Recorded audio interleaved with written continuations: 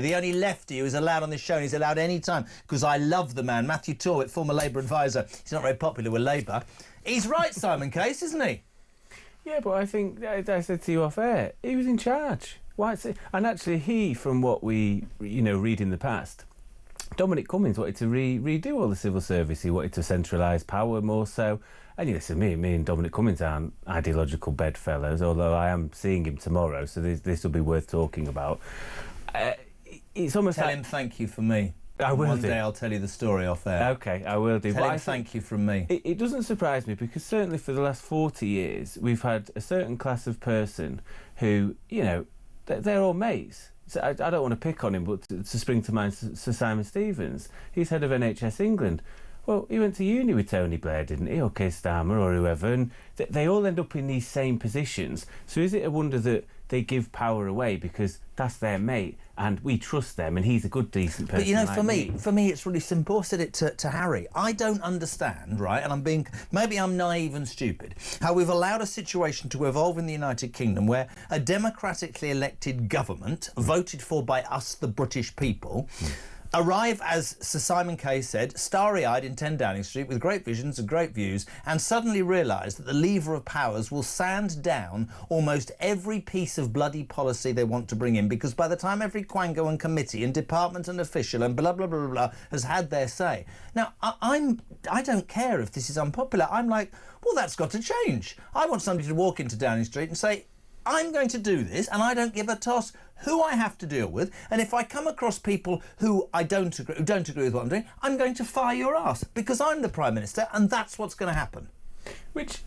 You would hope you elect the Prime Minister and certainly politicians to have power. That's the whole point of them being But according to Sir Simon Case, they don't. This is really interesting.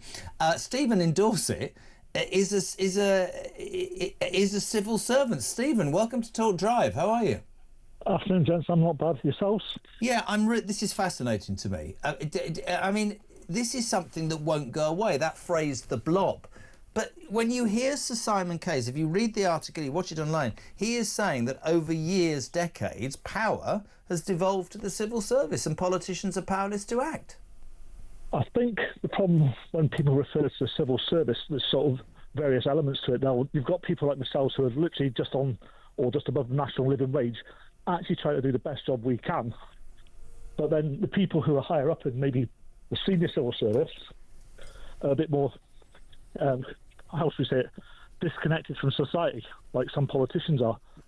But what we've got to remember is, with civil service, we're there to serve the population, not necessarily what our agenda is or what our politics are. If we don't like what we're doing, get out. See, to me, I'm so with you, Stephen, right, Matt, that's the thing. I mean, I've already said it literally 10 minutes ago. When the British civil service took legal action against the Tory government about Rwanda, I didn't support them on it, but there's a point to my sentence. I'm thinking, so I'm paying for people. I'm not blaming Stephen in Dorset. I'm paying tax for the civil service to then use more of my money to sue my democratically elected government because it's not on their bloody agenda. That's not their job, Matt Torbitt, is it? No, and Stephen makes a point. I suppose when we talk about the civil service, we think of London, and what we should maybe talk about is Whitehall. That's the sort of, I think, types of people Stephen talks about, in the sense of being out of touch, not quite there with reality.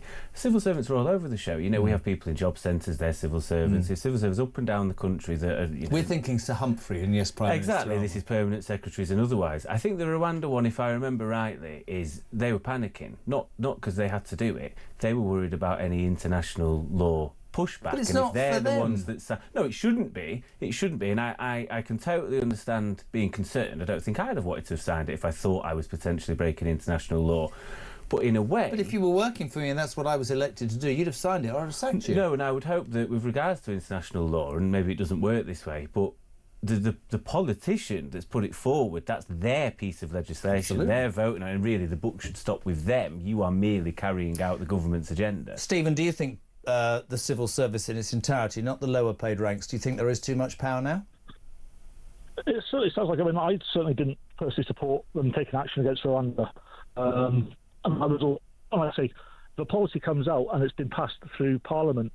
You'd like to think at some point they've done their due diligence to say this is actually lawful, therefore carry on with it. When people start going, actually, you know what, I don't fancy that. At what point do you draw the line and going, I don't fancy doing that. Completely So agree. You can actually then block an entire parliament with an I don't like that. Sorry. Line's gone a bit. We're going to have to let you go, but thank you, Talk. Hello, Jez. It's Peter. What this country needs is a complete shake-up. Start with the monarchy and become a republic. Oh, God, it sounds like yes. No, God, here we go. Rachel, just want to say how much I love your show. Right, brilliant. And she's obviously deranged. Bless her heart. Don't change. Caroline, if Reform got into power, they simply should sack these civil servants who will not implement their policies and replace them with highly intelligent Reform members. I would put my hand up for that. Steve's in Cambridge. The blob civil service has been a cancer on all governments in the last 20 years. Take the government to court. Who voted for them? Good to see Harry. Brilliant show as usual. Steve in Cambridge. I'll tell you what I want to do with this is move it to something that I know you're going to deliver on. If you want to speak to Matt Torbitt, he's going to be here for ages because I'm going to make him earn his fee. 0344 499 1000. Today, I know. No, did you used to work for Ed Miliband? No. No. That idiot has stood up and said, Labour will not apologise. I don't know why I'm doing that voice. They're not going to apologise for their handling of the winter fuel payment cut.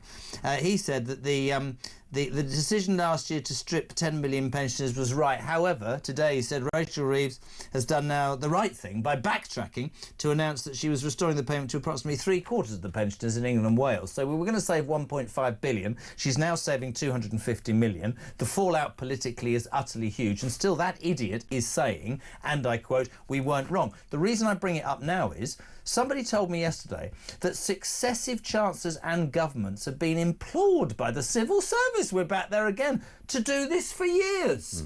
And no one dared do it because of the political pushback. So why the hell did Rachel Reeves do it? I told you last week, the man who invented a job for himself in her office as her political secretary, despite no chancellor in history having a political secretary, urged her to do it. The same geniuses that have got us to where we are now. The thing that disappoints me, not just about Ed, but Keir's been questioned on it as well, and I spoke about this with someone yesterday from the Tory side. I think people would have a lot more respect for politicians if they said sorry sometimes and said, you know what, I called it wrong. I'm human. Yeah. You know, we've got to do better. I'm really sorry. We were very lucky to have a very mild winter, by the way.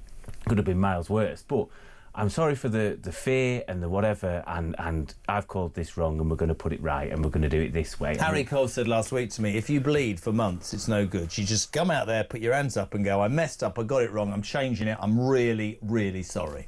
But that's because I think she was pushed into it. I think I told you last week that Keir announced this on the hoof, and then it was going to be at a fiscal statement. It's come now before the fiscal statement. She's had to go away and try and find the money and find a plan, because I think she's been blindsided, and that's where I think we'll see the sort of lockstep relationship him and Keir have got, the Prime Minister and the Chancellor have got, begin to fray ever so slightly. Well, this is really interesting, because I put your point to somebody yesterday, because I'm so old I can't remember who it was, and I said, listen, she's a dead woman walking. They went, no. This person said the ideology and their success and failure is so inextricably linked that if she goes, he would have to follow. That's the problem. I think in any other time, you'd potentially be able to sack her and go, look, we need to go in a different direction. I've decided, we've got it wrong, whatever.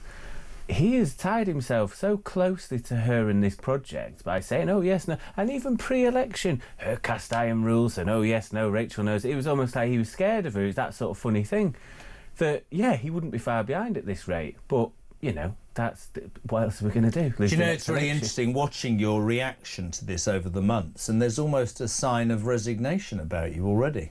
Yeah, I said last week, we've lost the next election. I was arguing about someone about it today, and they said, yeah, we've got 4 years yet. I said, yes, it could get worse. I don't think there's potential it could get better.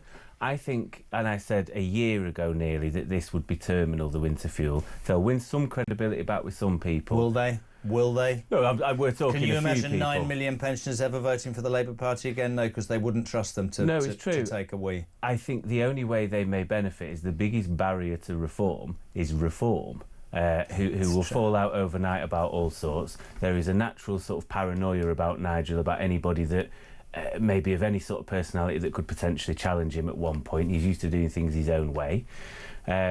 And they could, due to lack of professionalisation and lack of a proper, real, serious team, and I mean, we're talking hundreds of people like running it like a leader of the opposition's office outwards. Without that, Labour could cling. It'd be a hung parliament, and Labour may get some help from the Liberals. That's the way they cling on.